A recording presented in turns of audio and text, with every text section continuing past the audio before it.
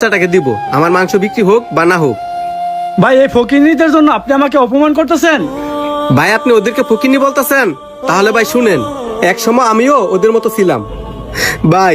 একটা সময় আমিও এক টুকরা মাংসের জন্য মানুষের ঘরে দুয়ারে ঘুরে বেড়াইছি, কিন্তু কেউ আমার এক টুকরা মাংস দেয় নাই।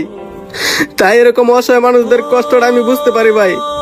ভাই আমি যে আপনাকে কথাগুলো বলছি, আপনি মনে কষ্ট পায়েন না। আমি অনেক চিন্তা ভাবনা করে দেখলাম আপনার কাছে মাংস বিক্রি করা হচ্ছে। পিচ্চি মায়াটাকে 300 গ্রাম মাংস দেওয়া আমার অনেক জরুরি, তাই 300 গ্রাম মাংস ওই পিচ্চি মায়াটাকে আমি দিব। ও আচ্ছা, বুঝতে পারলাম, তার মানে এই বিষয়। আচ্ছা যাই। ভাই আপনার ইমোশনের গল্প শোনার সময় আমার নাই, আমাকে 10 কেজি মাংস দিলে দেন, নাহলে আমি অন্য দোকান থেকে নিয়ে যাবো। এ ভাই, আমাকে 10 কেজি গোস্ত দেন তো। 10 কেজি মাংস থেকে ভাই 300 গ্রাম মাংস কম নিতে হবে। কি বলেন ভাই, 300 গ্রাম গোস্ত কম নিবো কেন? ভাই ওই পিচ্চি মেয়েটা তার বাবার কাছে আবদার করছে মাংস দিয়ে